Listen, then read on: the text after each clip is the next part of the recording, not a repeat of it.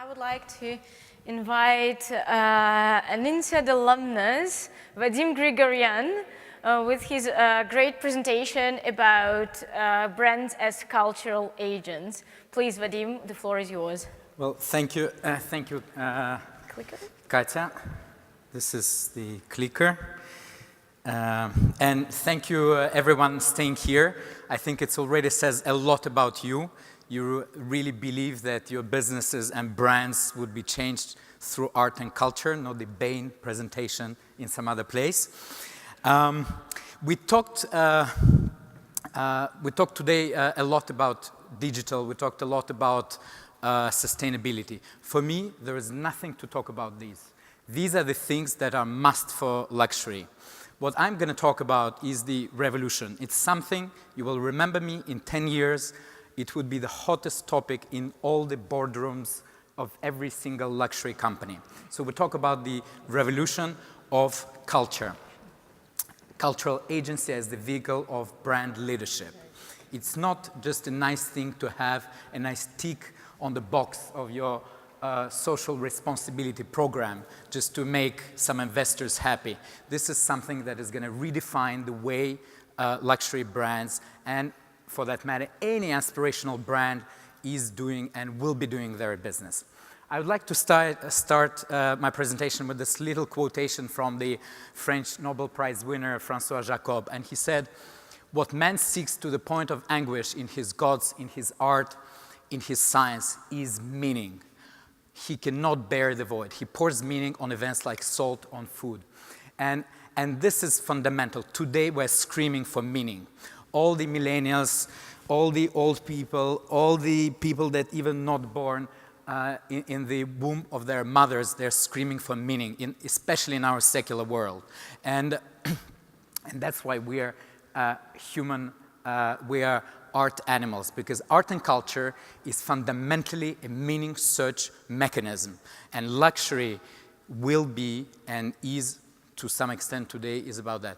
I really like history and I like ceramics. And you know, if you look at the history of ceramics, some of the first examples that we find in Europe and in Middle East, and even in Asia that date back to Neolithic times, 20,000 years ago, they are functional objects. But the oldest object found on Earth is this beautiful or ugly, depending on your aesthetic preferences, Venus of Dolní Věstonice that was found in Moravia. 30,000 years ago, zero function. Why did we do that? Because we cannot live without art, right? And fundamentally, things have not changed, you know. The reason why we, and by we, brands, countries, cities, states, religions, why do we go to art? Because art has the ultimate power of influence. And there is nothing fundamentally different for the reasons why pushed Cosimo I of Medici and Monsieur Arnaud. Again, we might not like the comparison, but fundamentally it is the same. The Bilbao effect is the same effect that brought this unfortunately destroyed temple in Syria of Artemis. What is this? Abu Dhabi Louvre, of course, but fundamentally it is a symbol of cultural power.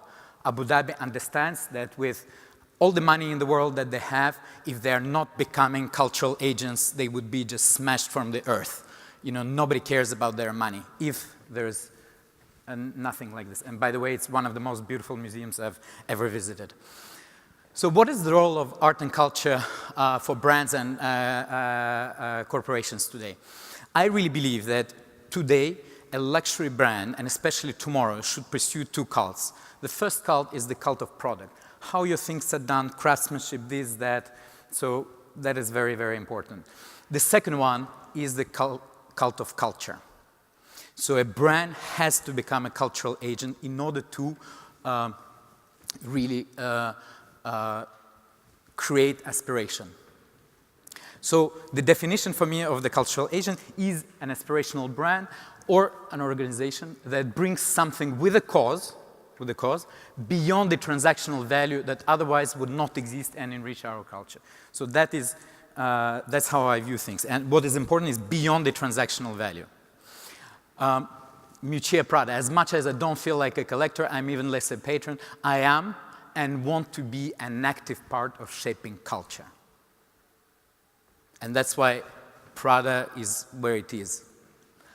And I know we all like Gucci and all of that, but I think there's much more sustainability in Prada long term than in the Gucci thing, which we learned 70% depends on one market, and within 1 second it could be cancelled by a decree of their fantastic leader. Aspirational brands, lifestyle, or luxury will have to become cultural agents or they will lose aspiration. You know, this image is coming from Salone del Mobile, which is a beautiful manifestation of design and art in Milan. And this is the project from COS. COS is part of H&M. It's not luxury, I understand. They have massive problems. Every single day I receive in my email another 40% minus to the 50% that they already given me yesterday. The business is like screaming and going, so nobody is going to their stores. I could not get my foot into this exhibition that they did. Thousands of people, opinion leaders, rich people, media, fantastic journalists, etc., they were queuing to get into that. And this is the power of art, right? So I just came from Las Vegas. So I went there to do a research on the future of entertainment. This is another topic that we could hopefully cover with some of you. And I thought, and some friends of mine said, Vadim, you and, you know, with all your art and culture and all of that, in the most superficial place on earth. And I thought like this. And I was totally wrong. Amazing art and culture. Within 10 years, Las Vegas, this is the epitome of the superficiality, converted itself to a cultural place. MGM, which has been created by fantastic, crazy Armenian guy, another one, Kirkorian, which is #1 casino and entertainment group there. They, within 8 years, they invested $250 million into art. And art not only decorates all their properties and all of that in a very smart way with the best artists and all of that, but they also do a crazy amount of projects like artist studios, like some interesting exhibitions, including this fantastic Ugo Rondinone $3 million installation in a desert, which is a community project. And when you talk to them and when you ask him, are you crazy? Are you investing $3 million into the thin air? It's not even Las Vegas. They say, no, this brings to us new customers that otherwise we're not going to get. The most intelligent, the most influential from Los Angeles, from New York, etc., etc. Tarisi Tiberti, with whom I talked, said that our vision at MGM to be a provider of culture and entertainment. Las Vegas. Just think of this. Another interesting brand that hopefully we're going to taste this evening is Ruinart. And Ruinart, for some of you know, I've worked in Pernod Ricard for many, many years, and it was a competitor. And I was admiring it because it was consistently building its image through the presence in the world of art, quietly sponsoring every single bloody exhibition and biennale that could be sponsored with that, which Paris Jouet, for example, never did. And, but recently, they went into a very different direction. They said, okay, just the presence is not enough. So with their collaboration with Louis Boulin, the fantastic Chinese artist, they went into this cost-based marketing that hopefully they will develop further. But for me, this is a sign of doing cultural agency type of marketing in reality. There are many reasons why I really believe that it's not just blah, blah. There are fundamental forces in the society that are pushing the importance of art and culture in marketing. So let's look quickly on them. So first of all, the global improvement of human life. We have basically more time on our hands, and hence Now it's time for poetry. This is the quotation from the founder of Singapore. He said, many years ago, we had to build the roads, we had to build hospitals, all of that. It was not the time for that. Now it's the time for poetry. Second, I think that the traditional institutions are falling. We see this from Trumpism to all the catastrophes that exist in the families, religious problems, all of that. Art and culture is a new institution and is a new religion. Number three, of course, what Matteo touched upon, his beautiful presentation from Condé Nast, is the idea of image saturation and all of that. And so, again, art and culture is bringing a very good response into this. Time collapse. This is fundamental. We're lost. Modern life is really deprived of the luxury of time. And so the art and culture brings this kind of rootedness with time. And the last but not the least is artificial intelligence. I think that, digital, all of that, social media, that's fine. It's not a joke. This is the biggest joke. This is the biggest change that is going to affect our life. And the other consequences is what I call the rise of the Dionysian. Anything linked to our emotions, anything linked to our feelings. And that will be very important. Body is very important, dance, all of that. So another quotation from Oscar Wilde. Art is individualism, and individualism is a disturbing and disintegrating force. There lies its immense value. For what it seeks is to disturb monotony of type, slavery of custom, tyranny of habit, and the reduction of man to the level of a machine. That is our hope. So why aspirational brands and companies should engage in contemporary art? There are superficial reasons for that. Some people, and I would agree with them, they would say that, okay, if in 50s and 70s it was cinema and Cannes Film Festival as epitome of that, then it was in noughties, it was fashion and the height of Condé Nast. Nowadays, Art Basel is the mecca of today.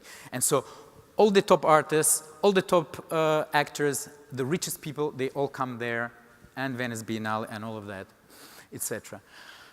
And some people say, oh, it's just for happy few. No, it's a massive, massive effect. So just 10 museums gather 60 million people.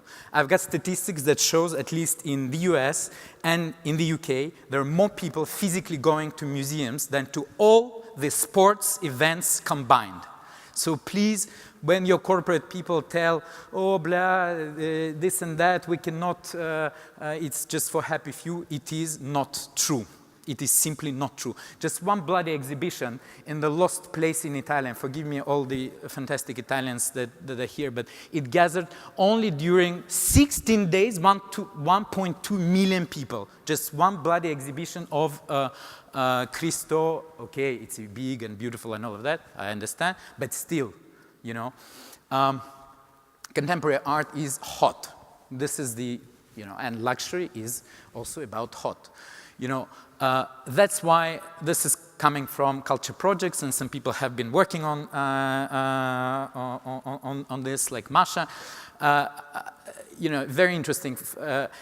More than 80% of the respondents in this research said that there is a massive increase in the engagement of art and culture.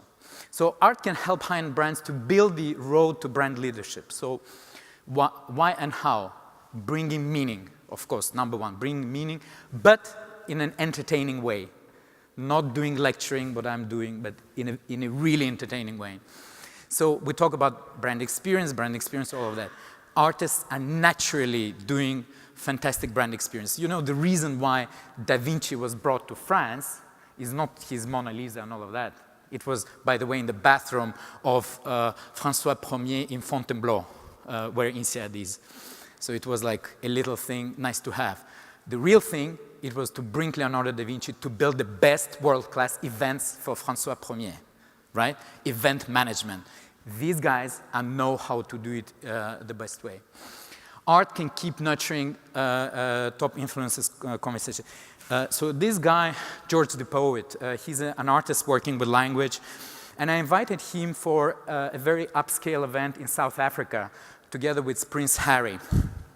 And I remember, like, there was the richest man in Africa. There was, like, it was charity at Sentebale event there. And it was so boring. You know, people were bored and there was nothing to talk about, etc., etc. And so Prince Harry talked and people were yawning, despite of him being so nice and all of that. And there was Nacho Figueiras, according to Condé Nast, the most beautiful man in the world. And even that could not create any engagement. And then this bloody guy, he went 10 minutes, he talked. All these richest men, they stand applauding to him for 10 minutes, you know? And that is the power. That is the power which is beyond any royalty, any celebrity, any Condé Nast fame and all of that. That's what art is bringing. Art can also bring social cause with elegance and poetry. That is important. So yes, this morning we heard about sustainability and toilets and all of that. I understand. But how luxurious is this? You know, I'm very sorry. We need to help, maybe not to talk about this. But art can bring it with elegance and with poetry. So art can also enrich the brand and product narrative. I don't have time, but please check this Otobong Nkanga Carved to Flow from Last Documenta. It's a mind-blowing project that brings depth into the product as well as authenticity. Of course, changing image. What is important is that artists can bring technology in a very kind of cool way, not to be boring. Sensory immersion beyond the experience. Connections with sciences, and also fun. How many of these communications now, you know, people say low attention span, you know, today nobody's looking and all of that. You know what? I've got kids, one 7, one 13. You know what? You give them the bloody switch, you cannot take it away. So don't tell me attention span. Attention span is for boring things. If things are boring, and 99% of what brands and luxury brands do is fundamentally boring. That's why the attention span is nothing. But if you give something that is interesting, then you're engaged. Then you can spend all your time. You know, it's not a problem. You know, yesterday I was watching the video of one of the panel speakers, an amazing video. I was tired, I wanted to sleep, but I could not. So thank you very much, because it was super, super interesting. So anyway, and the last but not the least is that art establishes brand permanence and transcends time, you know. I was the head of all the cultural activities of Absolute, and I know that this is the best investment a brand ever made, the Absolute Art campaign. Every single dollar they invested 30 years back, still, this is the reason why Pernod Ricard paid $6 billion to acquire the brand, you know. Today, when you think of your investment, think of the return on that investment.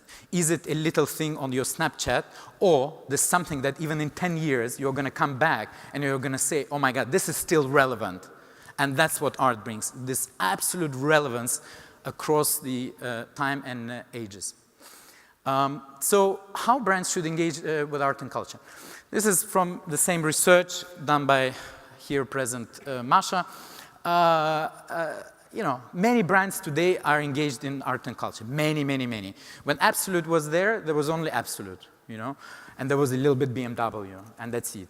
Today, hundreds of brands, but most of them doing it badly, you know. Nothing, they think that just to be in contemporary art is enough. That's not enough. So, and there are many ways you can engage in collaboration, in inspiration, and in patronage. So just quickly look at all of them. Okay, collaboration, today, everybody is doing a little collab, as they say. But the thing is that oftentimes it is just stealing from the artist. It is using only 5% of the power of art. This is using only the decorative element of art, which in my opinion is just a deep, deep pity. This guy, even though he has a big problem, 70% sales in China, but at least he's doing something right, and he's using a lot of art. He's surrounding himself by artists, and he's integrating art into his communication, into his product creation, and you know, educating people. You know, people Googling, where does this bloody advertising came from? Ah, it's Boss. Who is Boss? You know, boom, boom, boom. So that's not bad. This is a recent project that I did for another venerable brand with links to Russian avant-garde, but we didn't want to copy anything. We said, how can we get the inspiration from Russian avant-garde and build this beautiful bar with some of the fantastic architects, and presented, by the way, at the same Salone del Mobile. Ralph Simons, very respected guy, but I'm sorry.